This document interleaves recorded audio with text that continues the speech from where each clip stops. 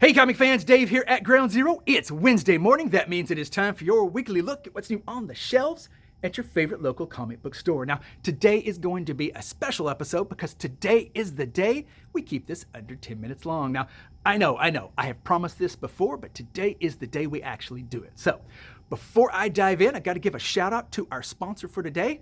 That's right, kids, today's episode is brought to you by the number 3. It's the number that ties the cosmos together, the most important number in all the universe. It's the number that brings us so many great things like the Lord of the Rings trilogy, Canadian power trios, and the Star Wars movies that are actually good. So give out some love to the number 3 and it will give some love back. You're going to be seeing that a lot today. Now, how are we going to keep this episode under 10 minutes long? Well, first off, I'm not going to talk about Batman. Now, I know what you're thinking. You're thinking, Dave, is there no Batman comics this week? Oh, yes, there actually is a huge, hefty, heaping stack of Batman and Batman family-related books this week. Plenty for Batman goodness for those of you who have to have that, but I figured not talking about Batman could shave 3 minutes off of this video, so we'll see if that's what actually happens.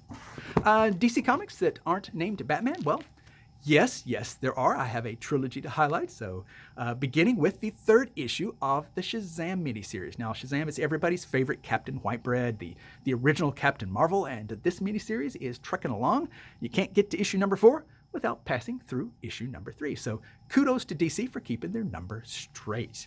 Now, are there other numbers for DC Comics? Yes, there are. They have actually a favorite, and that is the number 1. So we get Aquaman the Becoming number 1 on the stands fresh new this week. That's a miniseries where apparently Aquaman is becoming. We're getting a new Aquaman. So either way, it's out, as is the first issue of Suicide Squad King Shark. Now, I know a lot of you saw the recent Suicide Squad movie and you fell in love with King Shark because, let's face it, it's just adorable when he tries to eat everybody, including his own team. It's heartwarming. Everybody loves a heartwarming, omnivorous character like King Shark, and you get to read it now. What about Marvel? Does Marvel want to get in on that number 3 action? Yes, they do. Yes, they absolutely do. They have a trilogy of number 3s coming out this week, beginning with Moon Knight number 3.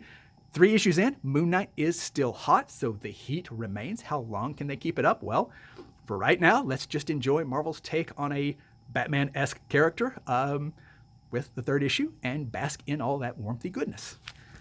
2 more Marvel books I will talk about. First off, Symbiote, Spider-Man number 3.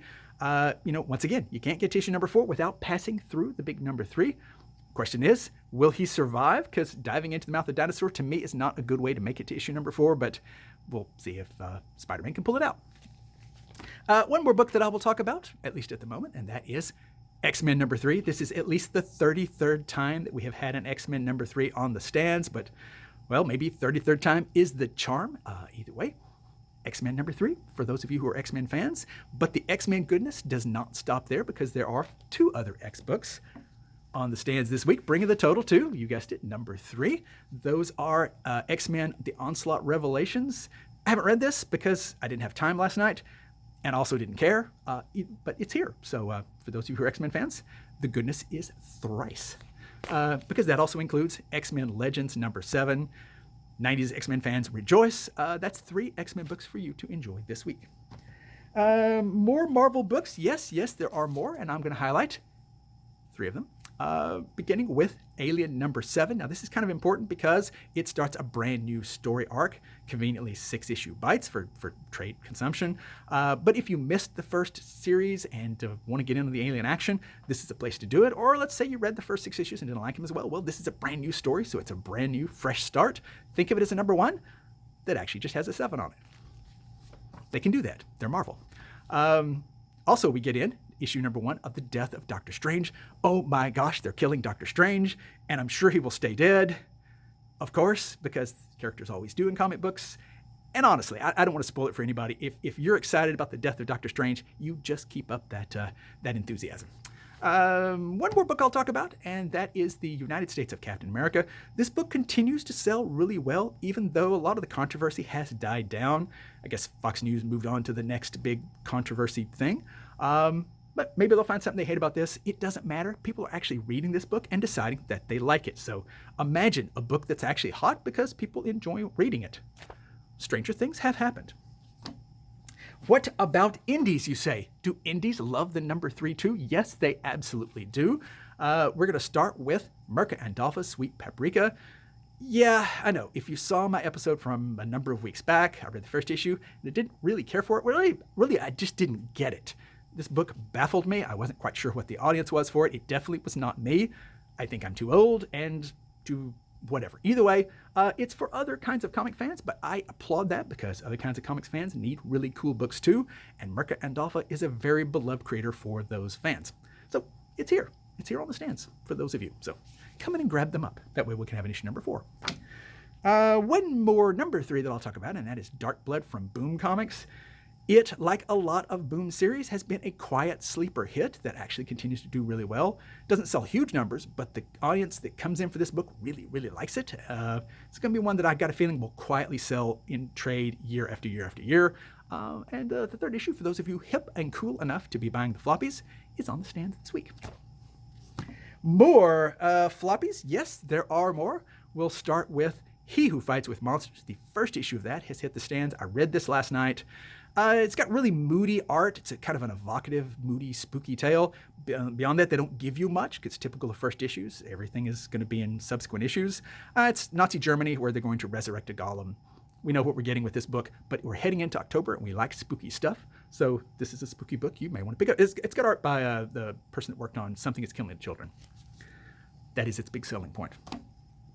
Also, King Spawn, number 2. Yes, Spawn drops the big number 2 on us. That's always a really cool event when that happens. And it's got lots of cool, fluffy red on the cover. So, honestly, if this sells really well, there'll be a King Spawn number 3. So make it happen, Spawn fans. One more, the small floppies I will talk about, and is X-O Manowar number 6. I know it's not a number 3, or it's not a number 1, or even a number 2, but that's okay because we love us some Valiant here, and so we try to give them the love anytime we can.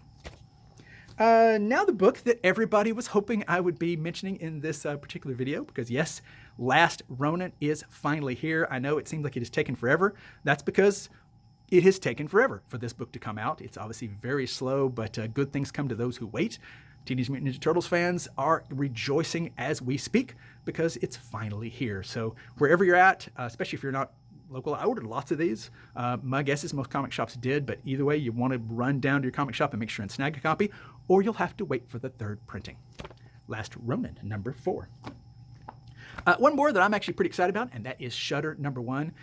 This is from the people who brought you Creeps magazine. This is designed to really imitate the Warren magazines of the 1970s, black and white horror anthologies, lots of cool, creepy, spooky stuff. Again, we're headed into October, so this is definitely a cool way to do it. And you get in on the first issue. That doesn't matter on anthology books like this, but it doesn't matter because most people really want those number 1s. Trades, yes, we do have trades. Gideon Falls from Jeff Lemire and Andrea Sorrentino. I love that creative team. I think they're some of the best in the business right now, and this is top notch. Most of you who are fans of horror, spooky stuff are already picking this up in floppies or the trades that have been coming out. But if you haven't, if you're one of those few people who haven't, hardcovers, good things come to those who wait. This is the way I like to pick stuff up. It's really cool hardcovers like this, and it's here now. 2 more trades I'll talk about, bringing the number to 3. First off, Low Woods. This was part of the Joe Hill line that he was doing for DC. It's not actually written by Joe Hill, but it is spooky stuff. So again, Halloween's coming. One more is the latest epic collection for the Incredible Hulk. This carries us through most of the 70s Steve Englehart run. Good stuff. Honestly, Marvels, you have to read this way. They don't really work in short 6-issue bites. So epic collections, I approve of them. One more thing I will mention, and I'm going to do it quickly so we can keep this under 10 minutes, and that is Previews Magazine. I tell you, the comic industry, if you've been following the news, is like a ship with the sails on fire headed towards the end of the world, because we all know the world is flat and they will drop right off.